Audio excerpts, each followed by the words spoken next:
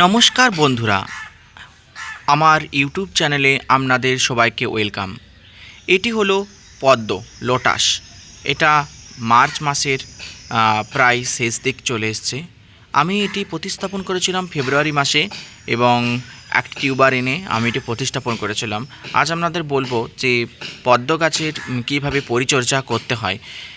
যখন এটা বসিয়েছিলাম তখন নিচে প্রায় 2 ইঞ্চির মতো আমি গোবর সার, তারপর পাঁক মাটি, তারপর এমনি মাটি মানে এঁটেল মাটি আমি দিয়েছিলাম। তারপর সেটাকে 10 দিন রাখার পর এটিতে আমি টিউবারটি প্রতিস্থাপন করি এবং এটি তারপর তার কিছুদিনের মধ্যে লিফ চলে আসে। এরপর 1 মাস অন্তর অন্তর এটিতে আপনারা NPK 19-19-19 আর সুফলা 10-26-26 পুরিয়া করে টবের মাঝামাঝি অংশে প্রতিস্থাপন করে দিতে পারেন। দেখুন এটা প্রায় 27 দিনের মতো হয়েছে, এর মধ্যে কত লিফ বেরিয়ে গেছে। এরপর স্ট্যান্ডিং লিফ আসার পালা, স্ট্যান্ডিং লিফ চলে আসবে কিছুদিনের মধ্যেই।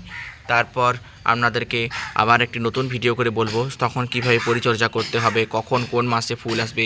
আপনারা এই রেগুলার আপডেটগুলি পেতে আমার চ্যানেলটিকে সাবস্ক্রাইব করুন এবং এটি সবসময় রোদে রাখতে হবে এবং পারলে দেখবেন যে মাছিতে আর যাদের ডিম না পারে।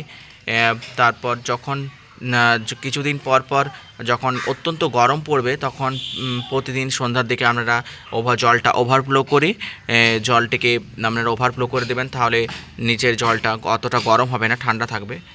তো থ্যাংক ইউ, আজকে এতদূর পর্যন্তই। পরবর্তী ভিডিওতে আমি আপডেট আবার নিয়ে পরে আসবো। দেখুন কত সুন্দর গ্রো করেছে আমার এই গাছটি।